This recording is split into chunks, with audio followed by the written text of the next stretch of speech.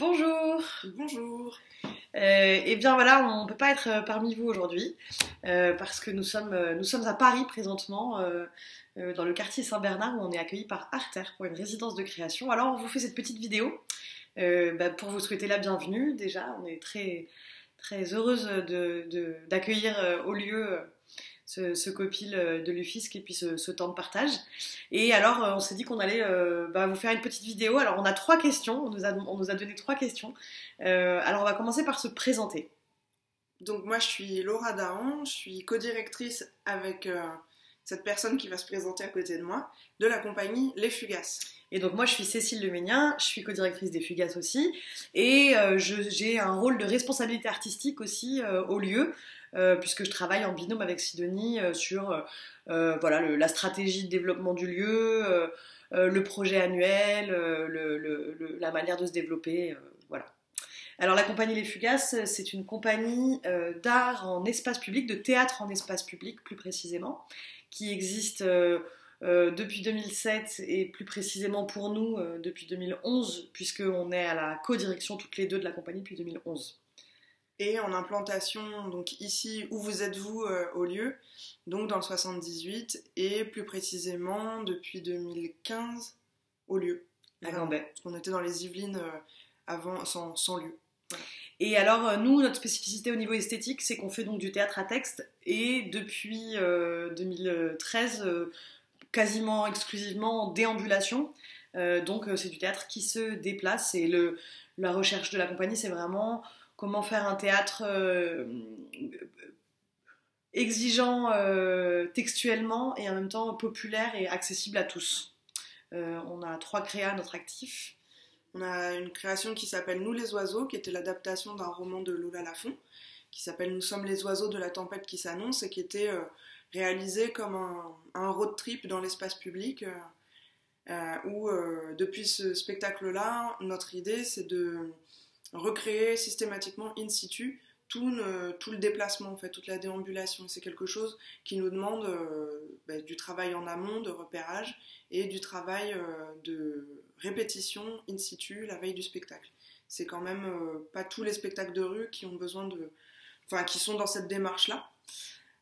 Suite à ce spectacle-là, on a eu comme un énorme terrain de jeu qui s'est ouvert face à nous, et on est devenu complètement accro à cette modalité-là d'être en déambulation, en recréation in situ systématique.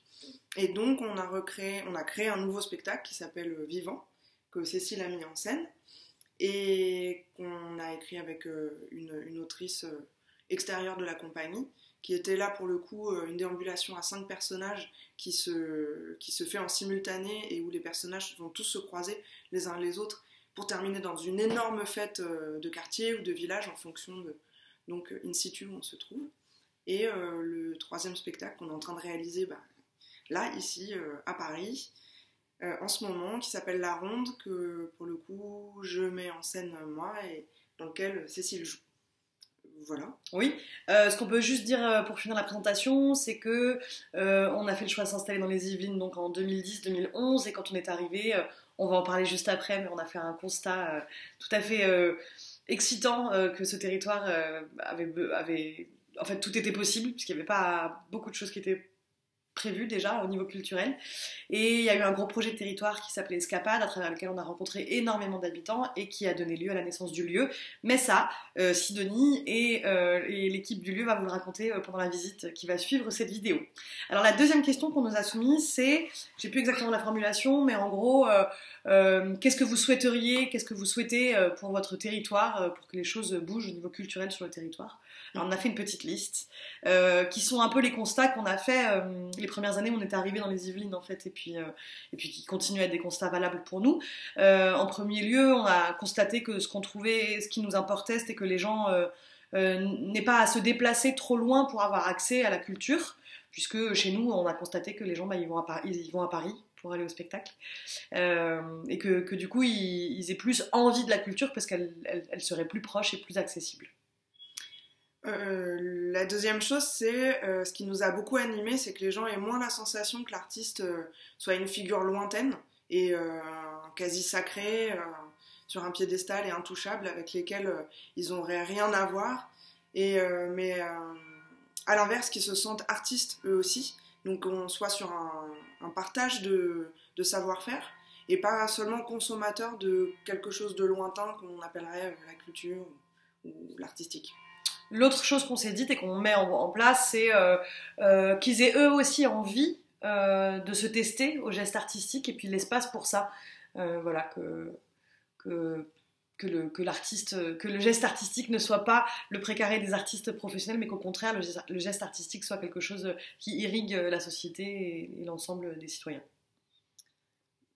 Pour continuer dans ce genre d'idées, il y avait aussi l'idée de désacraliser le théâtre. Non seulement le théâtre en tant qu'œuvre, mais aussi le théâtre en tant que bâtiment, que lieu où on va, et qui peut, enfin nous on s'est beaucoup rendu compte de ça très rapidement, qui peut déjà mettre un énorme stop à beaucoup de gens. Si ça ne fait pas partie de leur culture, ils n'y vont pas juste parce que ça s'appelle un théâtre. Donc il y avait l'idée de dire qu'en mettant un peu partout de l'art, de la culture, des œuvres dans des lieux donc non dédiés, n'importe où, pour que les gens se sentent moins empêchés par cette sensation que c'est pas pour eux. Et ça va de pair avec la notion de gratuité, qui est une notion très fondamentale dans les arts de la rue, dans le secteur des arts de la rue, et qui est quelque chose que nous on défend beaucoup aussi sur le territoire, parce que voilà, pareil, la gratuité, ça facilite, pour nous, ça facilite aussi le franchissement de cette barrière mentale, voilà, cette difficulté. Et il y a le fait aussi qu'en étant sur ce territoire rural, on s'est rendu compte que la plupart des communes n'étaient pas équipées ni de salles ni d'élus à la culture. Donc c'était un constat de voir qu'il y avait tout un travail à faire pour que les communes s'emparent plus de la question de la culture et qu'ils arrêtent de considérer que c'est pas leur domaine, que c'est pas leur compétence et que c'est donc pas pour leur commune. Et donc, voilà, je m'arrête là. Et la dernière question qui nous a été posée, c'était qu'est-ce qu'on met en place du coup pour réaliser ces objectifs. Alors on va être assez succincte. Donc il y a ce projet Escapade dont on a parlé tout à l'heure, dont je pense que vous allez entendre reparler plus tard dans la journée, qui est vraiment une dimension de projet participatif avec l'idée de faire des choses ambitieuses artistiquement avec les gens et du coup de les embarquer dans un voyage, dans une aventure autour d'une équipe artistique qui va créer un spectacle avec eux, pour eux et par eux, puisque vraiment le concept d'Escapade c'est vraiment quelque chose de totalement participatif. Et ça a été une des premières choses qu'on a mises en place sur le territoire et qui a vraiment généré de la dynamique, tout le reste de la dynamique. Il y a une autre chose qui nous a paru très vite aussi, c'est le fait de proposer des résidences, enfin de nous, artistes, être en résidence en milieu scolaire. Donc il y a eu des années où on est allé en primaire, en collège et en lycée. Là, ces derniers temps, on s'est beaucoup plus focalisé sur le lycée parce qu'on s'est rendu compte que c'était à cet endroit-là que l'action était la plus pertinente par rapport aux choses qu'on a pu lister dans la question 2. Et on a pu constater que c'était vraiment un plus de ne pas se dire qu'on était, c'est une discussion qu'on a eue il y a peu de temps, des intervenants théâtre, mais qu'on était vraiment des artistes en résidence. Même si dans cette résidence, il y a des moments d'atelier, mais que ces moments d'atelier, ils sont donnés par des artistes et non pas par des profs de théâtre. Et tout ça, ça peut faire tout à fait la différence pour répondre aux questions d'avant. Ensuite, du coup, évidemment, le lieu et la création du lieu et les rendez-vous du lieu, qui était une idée qu'on a soumis, Laura et moi, à Sidonie quand elle est arrivée au lieu. C'était l'idée de se dire aussi comment on n'irrigue pas le territoire que de notre travail à nous, et comment on fait aussi école du spectateur, profiter de ce lieu de résidence et de toutes ces équipes qui passent pour aussi présenter des travaux en cours dans les villages autour, je pense qu'on va vous raconter exactement ce que c'est les rendez-vous du lieu plus tard, mais en tout cas il y avait vraiment cette idée-là de se dire montrer le processus de création, ouvrir le processus de création parce que c'est un processus de travail et que c'est aussi montrer que les choses n'arrivent pas en claquant des doigts et saisir l'opportunité aussi d'irriguer le territoire de propositions artistiques qui sont pas les nôtres et qui vont être sur des champs esthétiques complémentaires du coup, voilà. Et pour compléter, c'était l'idée aussi de ne pas reproduire la centralisation, même en milieu rural, de se dire que c'est pas parce qu'on a un lieu que du coup on va faire venir tout le monde, on va faire un point central qui serait le lieu où tout se passerait là. Finalement, le lieu c'est vraiment un point de chute et on rayonne sur un périmètre assez vaste. Je pense que Sidonie en parlera mieux que nous. Au plus proche des habitants, toujours, Mais, quoi, avec cette logique-là, quoi. Ouais, voilà, l'idée c'était de vraiment se dire qu'il y a plein de résidences au lieu qui se font aussi à l'extérieur du lieu et où les rendez-vous du lieu, c'est des moments un peu rendez-vous, justement, un peu clés, où c'est rarement au lieu. Et ça fait du lien entre les communes, ça c'est cool. Et du coup là, cette année, on a 2 projets. En fait, l'idée c'est que chaque année, on se pose un peu la question de savoir comment notre activité de compagnie, elle peut continuer à rester en lien avec le territoire. Et donc là, je vais rapidement en exemple, donc on a fini cette création Vivant en 2019 et là on est en création sur la Ronde. Et donc on a monté 2 projets simultanés, une tournée régionale de Vivant sous forme de vraiment d'événements festifs. C'est une tournée qui s'appelle Soyons Vivants, avec l'idée de vraiment une dimension conviviale aussi autour du spectacle. Et puis sur la Ronde, on s'est rendu compte que souvent nos coproductions, nos coproducteurs, ça nous amène un peu partout en France, sauf chez nous.